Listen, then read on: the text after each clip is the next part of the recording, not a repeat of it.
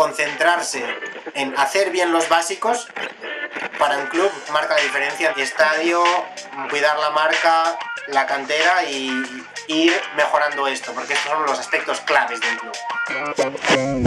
Bienvenidos al Juego de la Gestión Deportiva, segunda temporada. Soy Federico Pérez y en este podcast conversaremos con presidentes y directores generales sobre cómo gestionan, planifican estrategias y abordan los aspectos comerciales y más relevantes de sus clubes.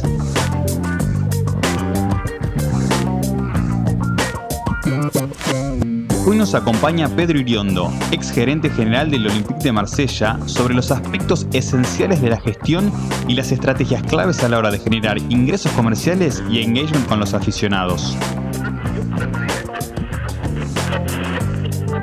Porque fuera de la cancha se juega otro partido.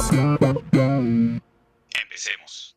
Bueno, Pedro, muchas gracias por estar hoy aquí presente. La verdad que quería hace rato hablar contigo un poco sobre lo que ha sido tu rol en el Olympique de Marsella, ¿no? Un club de Francia, una de las top 5 leagues del mundo, ¿no? Y bueno, con un montón de seguramente desafíos que habrás tenido que soportar un poco ahí al mando del club. Así que nada, un poco, bueno, primero agradecerte por estar hoy acá presente y que cuentes un poco, ¿no? Sobre el contexto del Olympique de Marsella, cómo es el fútbol en Francia, cómo es competir contra el PSG, que hoy es el que lidera. Así que bueno, gracias por todo y adelante con tu presentación. Muchas gracias, Fede. Un placer estar aquí contigo hoy y enhorabuena por el trabajo que haces, dando visibilidad pues, a directivos de diferentes clubes para dar a conocer un poco los retos con los que nos enfrentamos en el día a día. Así que un placer. Soy Pedro Iriondo, como dijiste. Actualmente soy director general de Football Benchmark, una consultora dedicada única y exclusivamente a la industria del fútbol. Trabajamos con instituciones, con clubes y con inversores. Y durante 3 años ocupé un cargo directivo en el Olympique de Marsella. Por lo que estamos hoy aquí y que espero pueda compartir alguna de estas experiencias y aprendizajes contigo y con tu comunidad. Bueno, para empezar un poco lo que comentamos, ¿cómo es el contexto del club en Francia? ¿Qué lugar ocupa? ¿Cuáles son los objetivos o cuál es la visión que tiene el club o que tuvo el club durante tu estadía en relación, al fútbol que hay en esa liga, ¿no?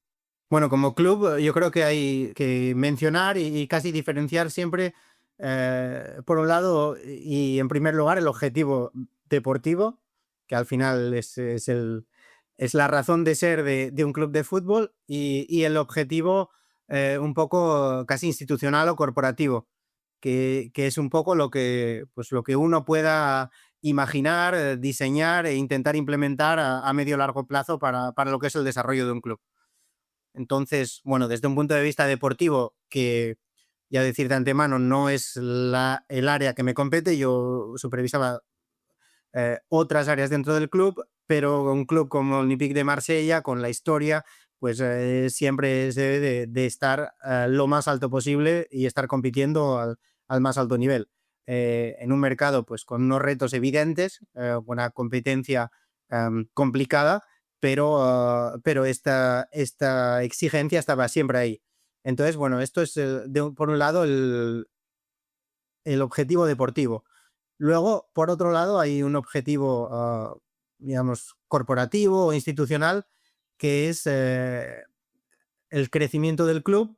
Un club que llevaba y había pasado varios años pues con altibajos, compitiendo más arriba, más abajo, sin quizá una estabilidad deportiva, que muchas veces la falta de estabilidad deportiva se transmite una falta de a lo mejor de estabilidad corporativa también. Entonces, en este caso, pues era el desarrollo de un plan de crecimiento del club en todas sus áreas, tanto en el área de marca, como en el área de infraestructura, como en el área de sostenibilidad financiera también. Muy bien, y para hablar un poco de lo que es esa gestión, ¿no? En aquella temporada 22-23, el presupuesto más o menos estimado del club era de 260 millones de euros. ¿Cómo se empieza a desmenuzar, a desglosar ese presupuesto? Entiendo que una parte irá para lo que es el fútbol, pero hay otra parte que debe ir para estas cuestiones que mencionábamos más, quizás administrativas, comerciales. ¿Cómo se desglosa eso? ¿O cómo se planifica, no? Sí, y creo que el caso del Olympique de Marsella es especialmente interesante porque a lo mejor es un poco lo contrario de lo que nos podemos encontrar a veces con un club pequeño mediano en una gran liga. Es un club con una dimensión enorme, con un impacto de marca, con una comunidad enorme y con el estadio más grande de la liga. Entonces, lo que quiere decir que tanto ingresos de match day como ingresos comerciales es un club top a nivel europeo, pero en un contexto, en una liga que tiene un nivel de ingresos audiovisuales que no es comparable al que puedan tener otras ligas de Big Five. Entonces, a lo mejor va a competir en Europa o sobre el terreno de juego con clubes que a lo mejor no tienen ni esta comunidad, ni este estadio, ni esta capacidad de generar ingresos comerciales o de match day, pero tienen unos ingresos audiovisuales que compensa todo esto.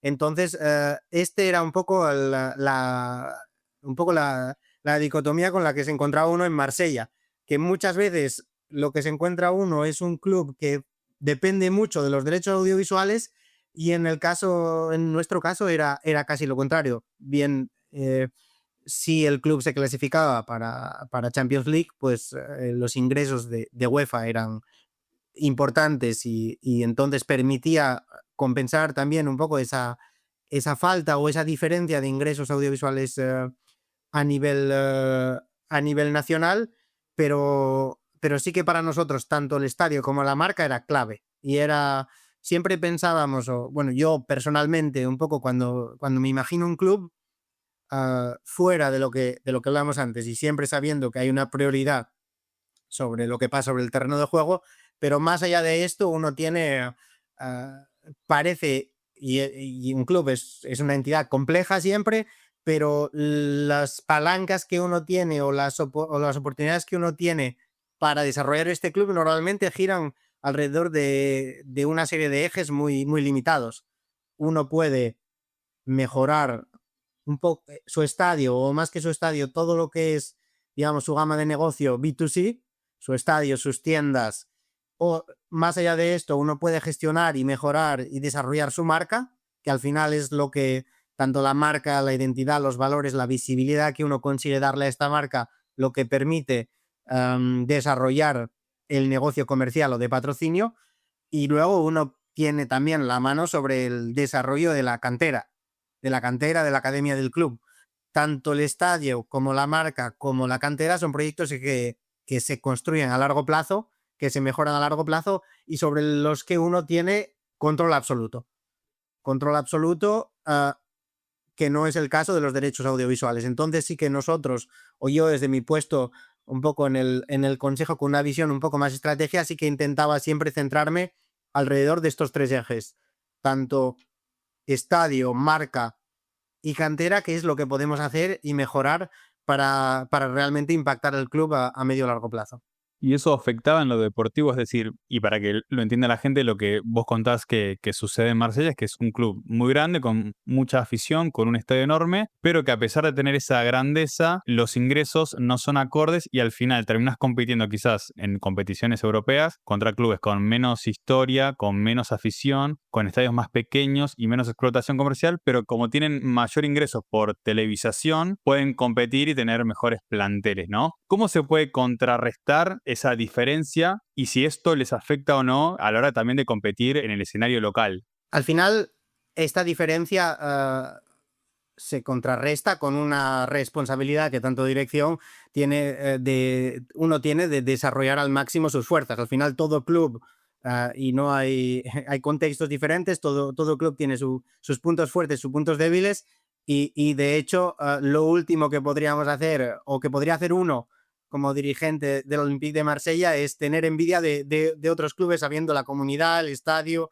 y la marca que uno gestiona y representa. Entonces, al final, sí que nosotros, siempre sabiendo que los derechos audiovisuales era algo que estaba completamente fuera de nuestro control, como club, uno forma parte bien evidentemente, claramente de la liga, pero es algo que se gestiona a nivel de liga. Como dirigente de un club, siempre era poniendo el foco al máximo sobre el estadio. Por ejemplo, por darte algunos ejemplos de proyectos que nosotros empezamos e implementamos con éxito.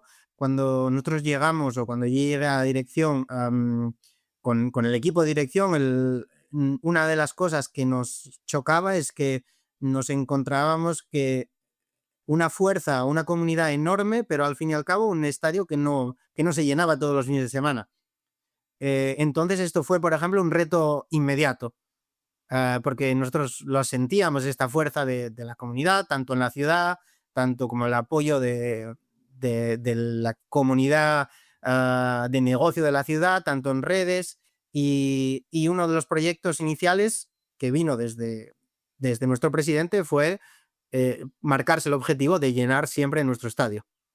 Entonces era algo, como te digo, que estaba completamente bajo nuestro control, que sabíamos si lo conseguíamos, pues podríamos tener un beneficio que otros clubes no tenían, y fue un objetivo que nos marcamos. Y esto fue unos proyectos de éxito, yo creo, que los equipos pues consiguieron implementar, creando a lo mejor tanto con la buena comunicación acompañada por resultados deportivos como por una estrategia de negocio que nos permitió, yo creo que es la temporada 22-23 en las que por primera vez todos los partidos de la temporada completo se hacen un sold out.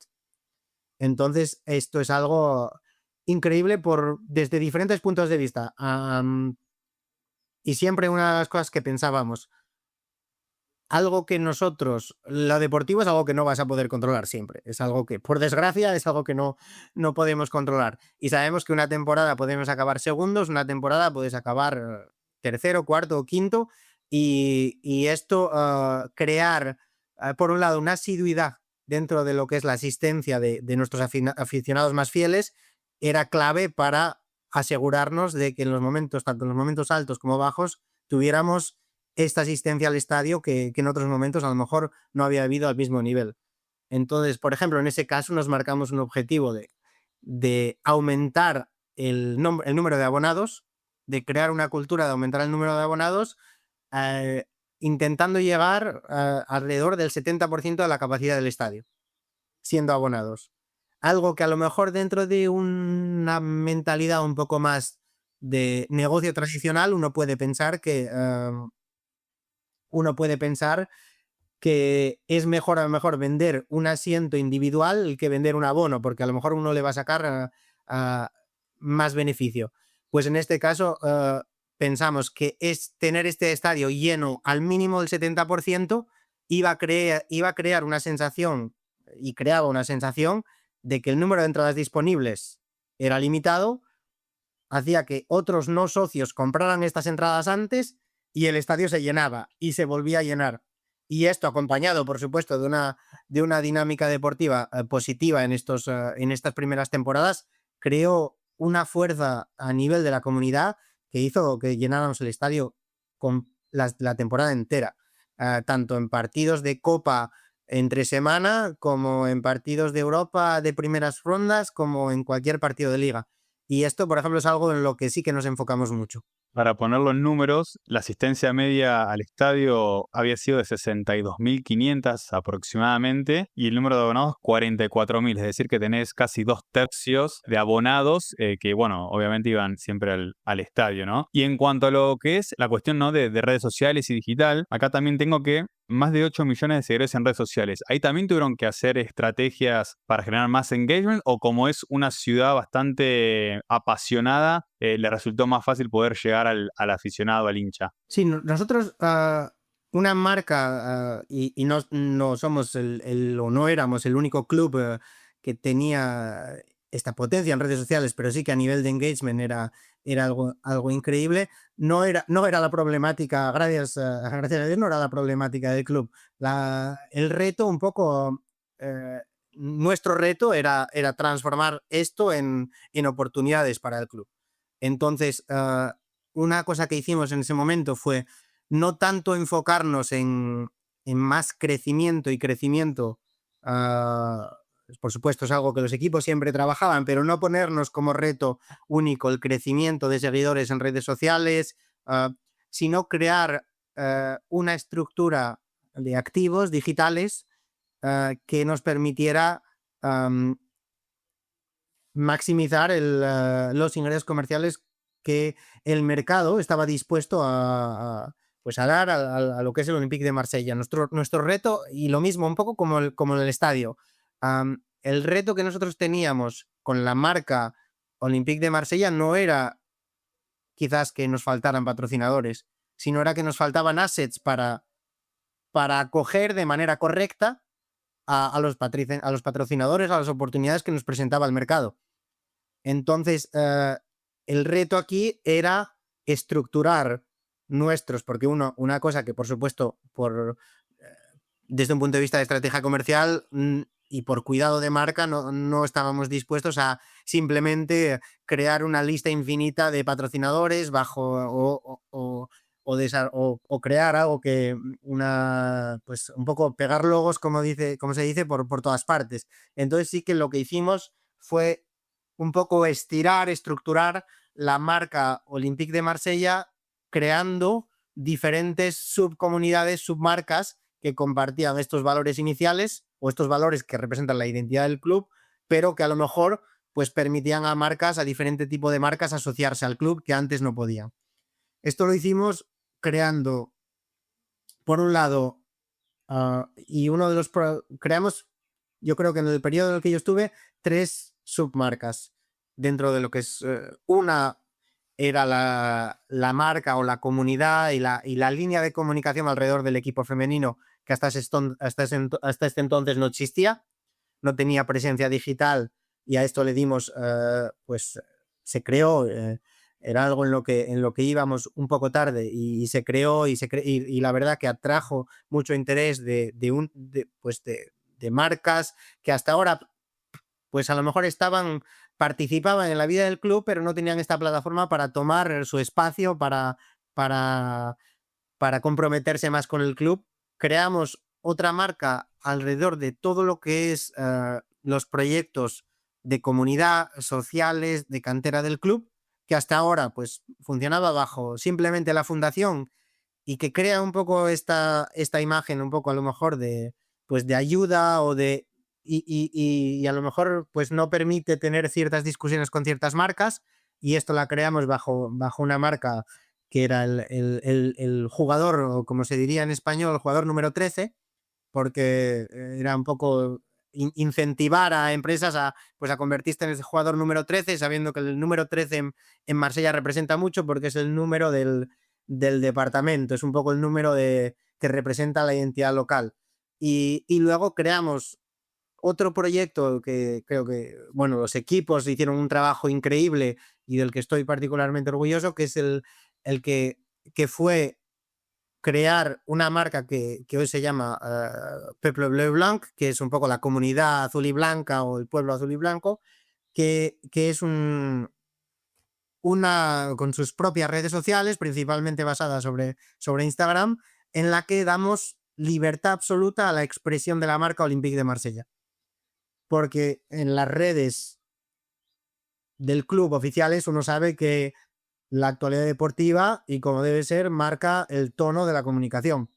Uno, un día que pierde 3-0, pues va a estar bastante callado el lunes siguiente, porque ni uno mismo, ni el que escribe el post, ni el aficionado tiene ganas de leer o de escuchar o de ver un mensaje de un patrocinador o una broma. Y luego al mismo tiempo tiene una responsabilidad uno de contar y esta actualidad del club. Entonces, lo que nos pasaba es que el Olympique de Marsella tenía una presencia tan fuerte, tanto nuestra comunidad creaba contenido, influencers, actores, artistas, chefs, de todo tipo, alrededor de Francia, atletas que eran aficionados del club y comunicaban sobre esto, y nosotros no llegábamos a captar esto, porque uno no lo podía integrar dentro de un poco de las redes tradicionales de un club. Entonces creamos esta red dedicada a captar la comunidad, que nos permitía expresar de manera muy libre, que para un club como Olympique de Marsella esta energía que representa un poco esta energía, esta rebeldía, estos valores que representa el club, era clave. Y a través de esto creamos una comunidad submarca, entre comillas, también, que nos permitía pues tener diferentes discusiones. Y esto pues nos permitió un poco estirar de manera yo creo que de manera pues estratégica, la marca y abrir la puerta. Siempre el mensaje que teníamos era que el Olympique de Marsella estaba abierto, pero que nuestra responsabilidad era pues crear esas plataformas que permitieran a otros adherirse, porque está claro que uno no le puede dar el mismo espacio al patrocinador que viene a hacer una acción específica que al patrocinador principal. Entonces, gestionar esto un poco fue el reto y creo que ahí se hizo un gran trabajo. Para ponerlo también en números, hubieron más de 250 iniciativas, ¿no? con la comunidad de iniciativas sociales, y el presupuesto que hablábamos anteriormente de esos más de 200 millones, 1.300.000 se invirtió en estos programas que, bueno, vos ya mencionabas algunos de ellos, por lo cual es interesante también entender que es necesario a veces invertir en estas cuestiones para poder darle ese impulso que necesita para que después eso, nada, en lo que es fans o comunidad se agrande, haya más seguidores, eso sea más atractivo para los patrocinadores y al final le termina reinvirtiendo desde otro lugar al club, quizás con más patrocinios comerciales, más ventas, etcétera. Al final uno intenta crear puertas de entrada al club. Es una comunidad muy activa, en este caso, una comunidad que tiene ganas de vivir el club, de formar parte y por ejemplo, ir un poco, que te pide ir un poco más allá que simplemente, pues a lo mejor pedir una colaboración específica para una acción de la fundación. Otra cosa, un ejemplo bueno, con el que disfrutamos muchísimo fue dentro de la fundación. Dentro del club se creó lo que es el espacio de las leyendas, que llamamos el OM Legends, en el que integramos a una serie de exjugadores que tenían ganas de vivir el club y, por ejemplo, creamos partidos en los que cualquier persona, y en este caso, en el momento en el que lo lanzamos, empezamos por nuestros clientes, pues tenían la posibilidad de jugar al lado de los jugadores del club. Entonces no solo hacían una donación, sino con esta donación lo que se compraban era pues cambiarse en el vestuario con un exjugador, tener esa charla, jugar ese partido en el estadio, en el velódromo con el exjugador, y entonces convertías lo que era no una simple, pero una ayuda muy importante, pero en algo más, que hace que esta gente que está ayudando al club además pueda vivirlo. Y esto bueno, pues fue proyectos que nos permitieron darle vida al club de alguna manera, a elementos que a lo mejor hasta ese momento se hacían de manera un poco más mecánica. Muy bueno. Acá tengo, por ejemplo, moviéndonos al estadio, ¿no? Que invirtieron 7.5 millones en optimización. ¿Qué quiere decir esto? Quiere decir que invirtieron en, por ejemplo, más gradas, lo cual implica más aficionados, más abonos, más dinero, implica, no sé, hospitality, venta de paquetes a empresas. ¿Cómo se desmenuza esa inversión? ¿En qué se reinvierte? La inversión en el estadio puede ir, es una inversión que cubre todo tipo de elementos. Puede ir desde elementos con un aspecto a lo mejor más comercial, el desarrollo pues o la mejora de palcos, la mejora de espacios comerciales, la mejora de espacios para el aficionado, como elementos de un punto de vista más de seguridad. Pues al final, en este caso, incluía, por ejemplo, reformas del espacio dedicado a los aficionados visitantes, todo tipo, pues no solo los elementos como que podamos pensar como más comerciales son los que mejoran la experiencia. Entonces, en este caso cubre todo este tipo de iniciativas. ¿Han realizado, así si se te vienen a la mente, inversiones en el estadio en cuanto a lo que es tecnología, accesibilidad o un poco lo que es la modernización o digitalización? Bueno, no solo en estadios, sino también en otras plataformas. Sí, nosotros hicimos el foco principal en el que tuvimos inicialmente fue la reforma tanto de la web como la aplicación, como los entornos digitales del club. Porque antes de llegar al estadio lo que un aficionado o un abonado quiere hacer es comprar esa entrada. Y a veces pues nos encontramos en que en contextos en que a lo mejor un club ha pues desarrollado un espacio digital que no es lo más óptimo para un aficionado. Entonces sí que la inversión y el foco inicial de trabajo era sobre esto. Había una inversión anterior a nosotros enorme de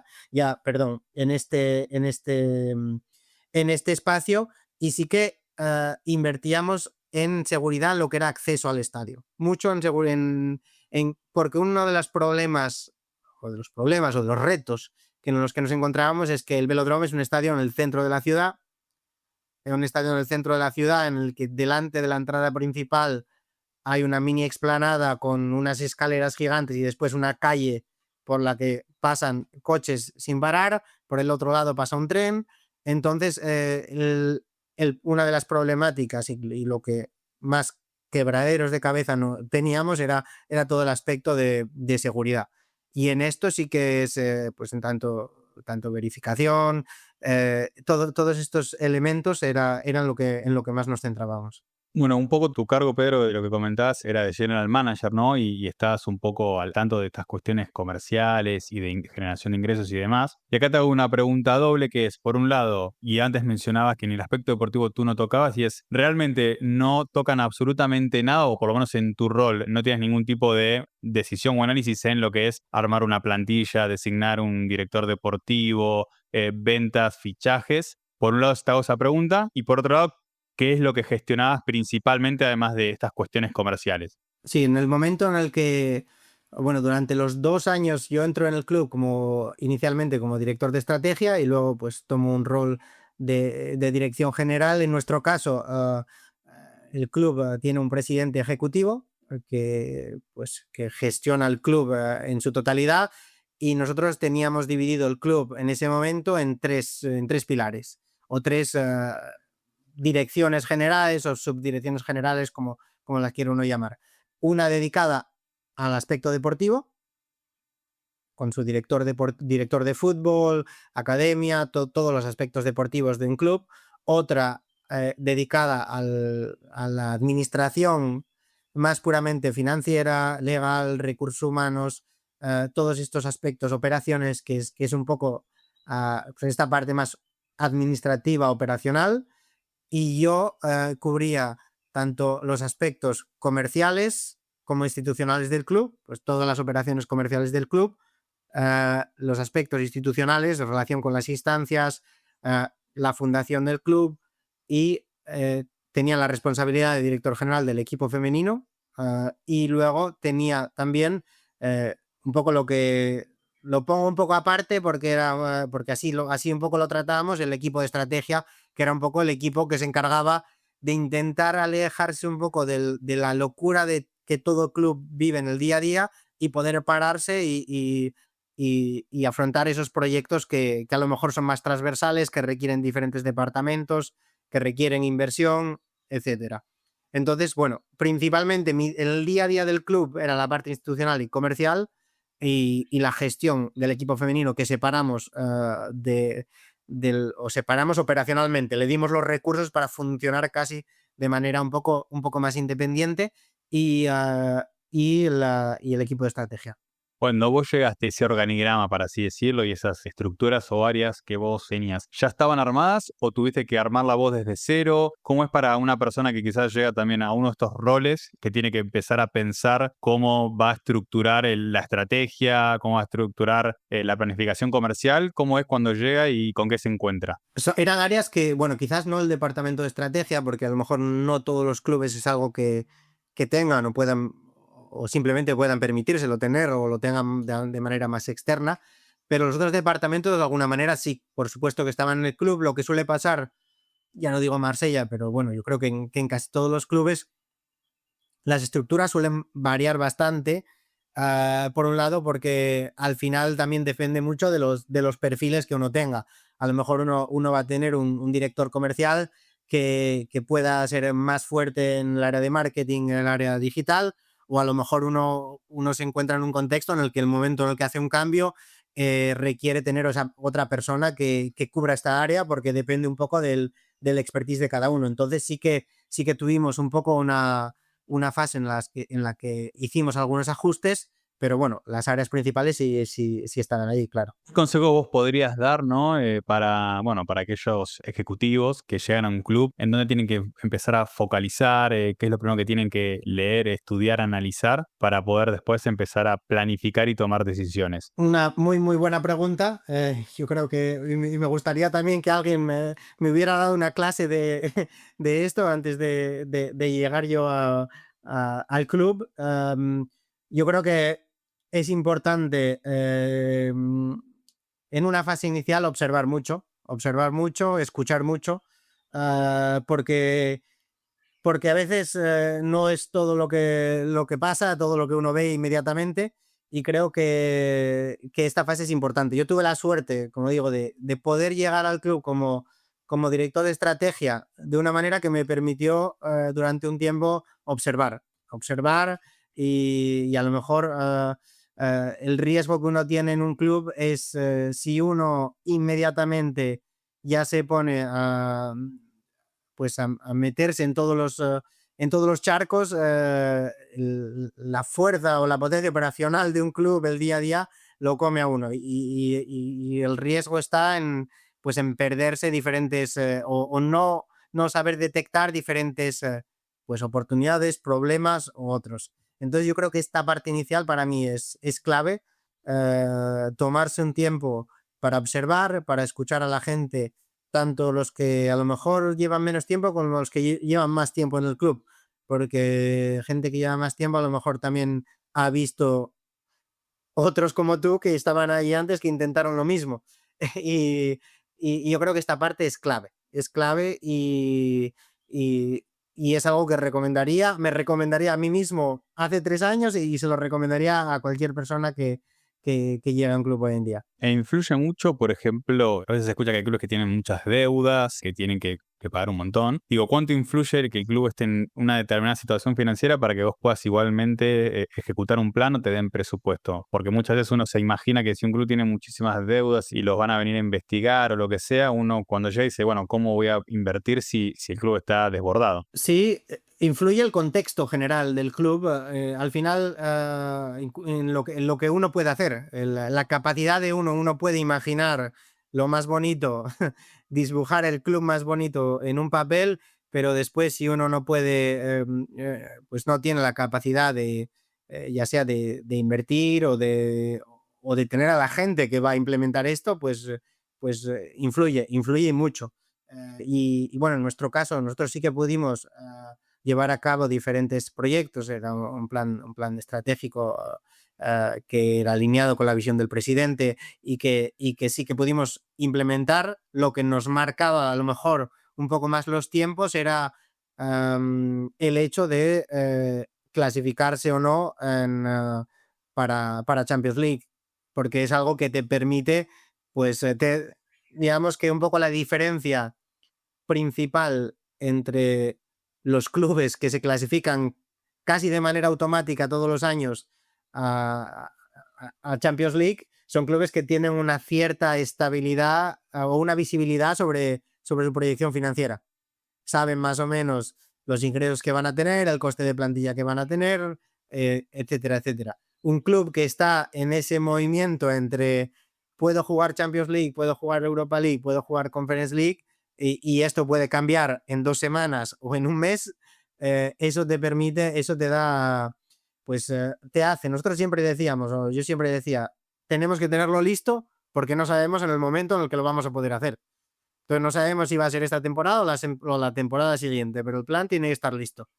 El proyecto tiene que estar listo para que el momento en el que uno pueda apretar el botón, adelante. Y he estado hablándolo también con algún club y clubes a lo mejor que se encuentran a lo mejor hoy en segunda. Uno se dice, ¿hasta qué punto uno tiene que planificar una temporada en primera cuando no sabe uno si va a clasificar, si va... Es un poco la misma problemática, si va a subir este año, va a jugar un playoff o no, a lo mejor no está en media tabla y hace un buen final de temporada y se encuentra en primera al final del año. Y si uno no tiene ese plan, el plan del verano le pasa a uno enseguida y ya se encuentra peleando por no bajar. Y como uno baja ya perdió la oportunidad de implementar ciertos proyectos o bueno, también los presupuestos. Si uno no tiene este plan, sabemos que al final en el fútbol siempre hay que gastar en algún sitio, siempre. Entonces, esto sí que es importante, esta preparación. Justamente en estos casos, ¿no? Donde el presupuesto está determinado por clasificar a una competición europea, ¿cuánto de eso, de lo que te da la competición, o sea, en qué se invierte? ¿Se invierte en comprar más jugadores para seguir clasificando todos los años y generar esa estabilidad que mencionabas? ¿O se hace para, no sé, invertir en estadio, en centros de entrenamiento y que el club crezca en lo que es activos y patrimonio, ¿no? Porque también si lo invertís ahí pero después no clasificás, no generas esa estabilidad, ¿no? Claro, es este equilibrio, ¿no? Es el equilibrio que uno, si uno lo invierte todo en el área deportiva, a lo mejor pues puede ser más arriesgado si a uno le sale mal que haya perdido esta oportunidad de crecer el club, ¿no? Entonces, yo creo que ahí es encontrar el equilibrio. Encontrar el equilibrio, lo que le permita al club pues seguir creciendo de manera competitiva y al mismo tiempo pues seguir creciendo fuera del terreno del juego. Creo que no es blanco-negro. Entonces, este es el equilibrio, la complejidad al final de este equilibrio. Si el contexto del fútbol europeo no te permite lo que te permite, pues a lo mejor otro contexto como Estados Unidos, en el que uno dice, esto voy a seguir construyendo mi infraestructura, voy a seguir invirtiendo en este tipo de proyectos. En nuestro contexto, pues no permite hacer esto, está claro. Pero para ir cerrando, un último consejo que le tuvieras que dar a alguien que, bueno, se encuentre en tu situación, ¿no? De por ahí director de estrategia, general manager, CEO de club, ¿qué es lo que vos dirías en una frase o un concepto para cerrar? Y una cosa que bueno, no aprendí porque uno lo tiene siempre en mente, pero realmente se da cuenta, al final lo aprende cuando está de verdad, cuando uno está dentro del club, y creo que intentaba al principio a lo mejor menos conscientemente y después más conscientemente, es uno cuando está en un club, al final el fútbol tiene esta atractividad, le llegan proyectos, oportunidades, posibilidad de hacer 1000 cosas. Y a veces uno se hace la pregunta, pero realmente yo tengo que hacer este proyecto cuando en el estadio todavía no hice esto que es clave para los aficionados. Realmente yo tengo que hacer esto cuando realmente todavía en la web la gente no puede comprar tranquilamente una entrada porque esto no funciona bien. Entonces, concentrarse en hacer bien los básicos para un club creo que es una diferencia, marca la diferencia entre un club y otro. Y es algo que bueno, yo le diría a cualquier persona que entre en un club, le van a llegar muchos proyectos, pero me concentraría, como dije antes, estadio, cuidar la marca, la cantera, y yo digo, desde el punto de vista de alguien que no está en el día a día del aspecto deportivo, ir mejorando esto, porque estos son los aspectos claves de un club. Y creo que los clubes que uno ve hoy en día que tienen éxito, muchas veces podemos mirarlo y decir, bueno, es un club que hace lo básico, pero lo hace genial. No están haciendo proyectos por todo el mundo, o no están haciendo 20 proyectos de diferentes áreas, están haciendo A, B y C, pero lo hacen perfecto. Y creo que esto es clave, marca una diferencia. Bueno, Pedro, nada, muchísimas gracias. Súper claro lo último y como bien decías, ¿no? Muchas veces es necesario tener lo básico bien y a partir de ahí empezar a ir y profundizando en cada área y no, como decías tú, empezar a agarrar proyectos y que luego eso no tenga el ecosistema preparado para poder ejecutarlo de la mejor manera y que le sea más beneficio al club. Bueno, nada, muchísimas gracias, Pedro, por haber estado aquí presente y bueno, esperemos que sigan los éxitos.